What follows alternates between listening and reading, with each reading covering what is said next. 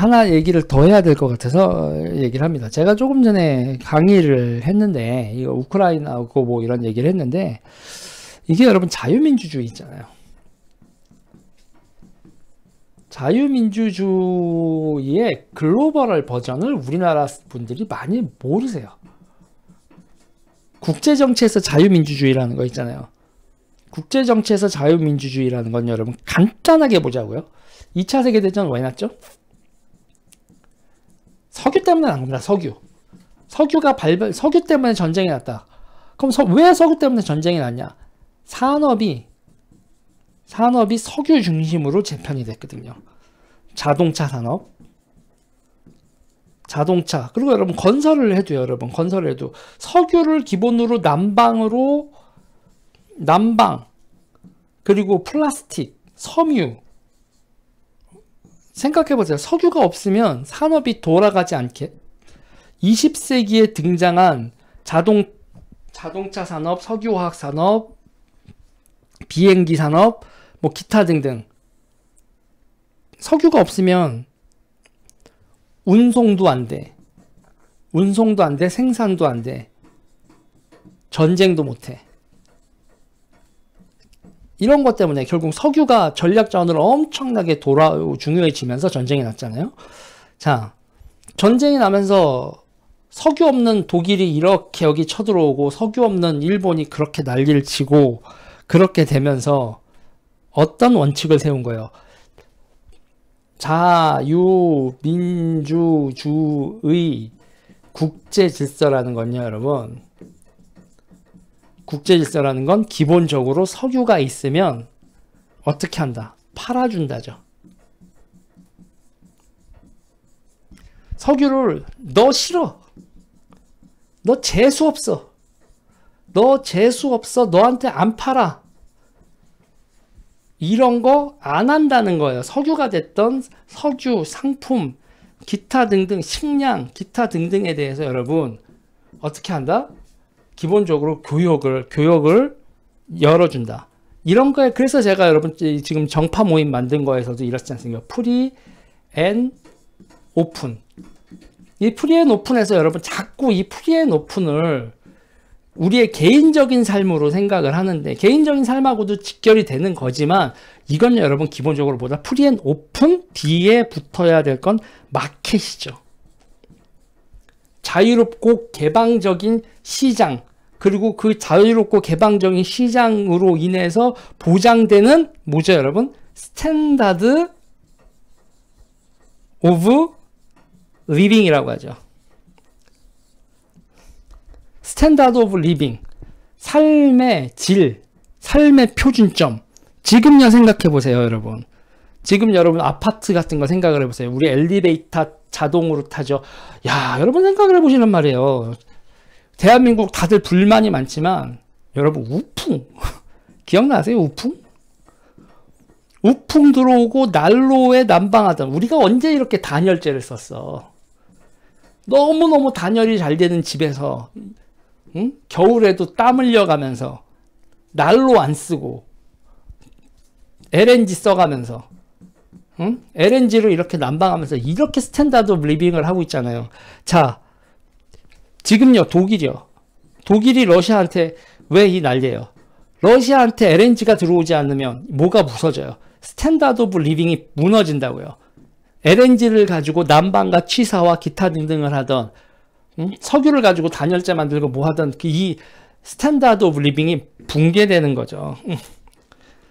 그러면서 우리가 뭐 사회적으로 뭔가 불만과 기타 등등이 다 있지만 그런 것 또한 언론 출판의 자유를 허용을 하면서 기본적으로 국제적인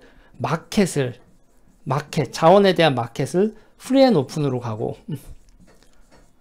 프리 앤 오픈 마켓에다가 스탠다드 오브 리빙이 딱 돼 있어요. 이 스탠다드 오브 리빙은 항상 뭐를 봐요? 선진국을 보죠. 선진국의 스탠다드 오브 리빙을 보고 후진국이 우리도 저렇게 살고 싶다라고 하면서 뭐를 합니까? 자기들도 자원 개발을 하던 상품을 만들던 기타 등등을 하면서 이거를 추구하죠. 그래서 모두가 다 선진국의 스탠다드 오브 리빙을 추구하면서 이렇게 발전을 도모하는 그런 게 뭐예요? 그게 자유민주주의 국제질서입니다.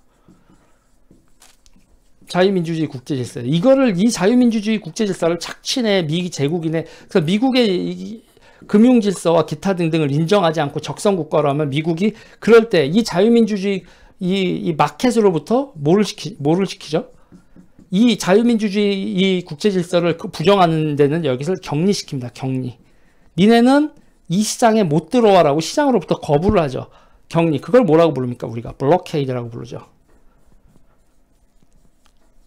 봉쇄라고 하죠. 이거 당하고 있는 대표적인 국가 북한이죠. 여기에는 전략 자원도 못 들어가고 모두 아까워. 인도적 차원에서 그래 관광 정도만 허용해주고 북한하고 어떤 거래도 미국 주도와의 이 마켓에 북한은 들어올 수 없어. 그래서 여러분 기본적으로 이 자유민주주의라는 건요. 자유민주주의 국제질서라는 건요. 기본적으로 열려있는 마켓이고요.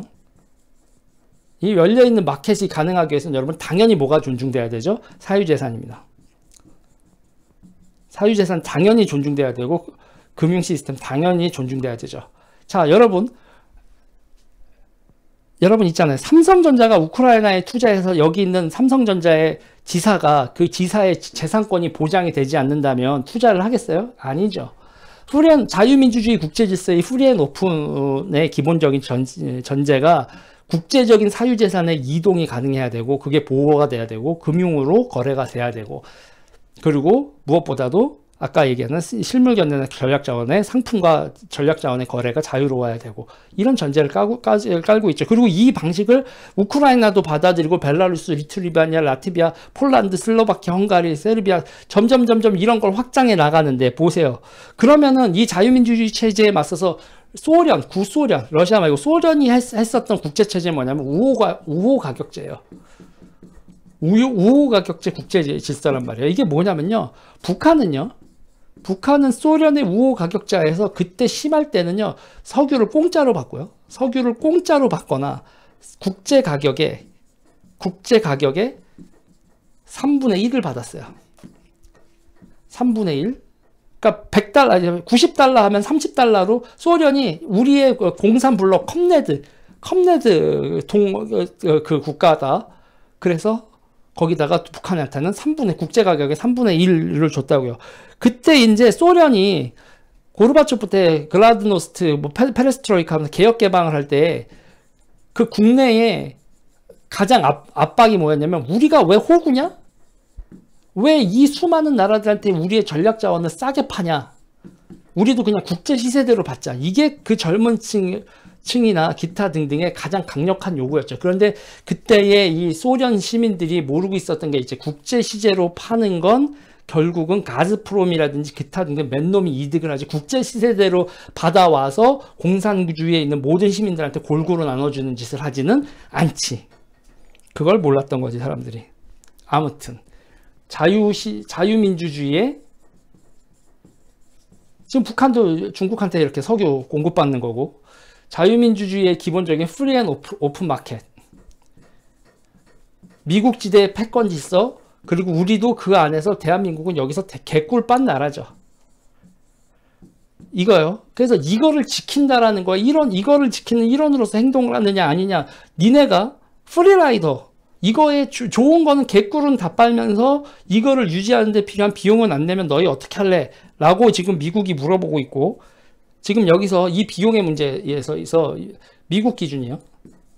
비용을 내는 국가 영국, 일본, 그리고 프랑스 물음표.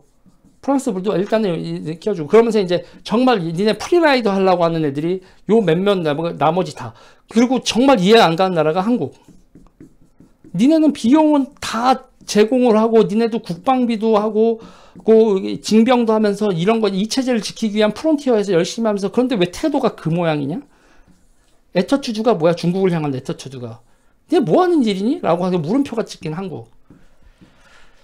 이 국제질서, 패권질서, 지금 자유민주주의권 질서에서 지금 위아래가 성립되고, 그러면 여러분 이게 결국은 이게 국제 분업구조하고도 바로 연결이 되기 때문에 우리가 어떤 스탠스를 차지하고 미래를 맞이하는 게 우리의 스탠다드 오브 리빙도 결정을 지을 거라고요. 대한민국 지금 이대로 애매한 태도로 취하는 거 대단히 위험하다. 저는 그렇게 보고 있는 거고. 자, 이 얘기는 여기까지 할까요?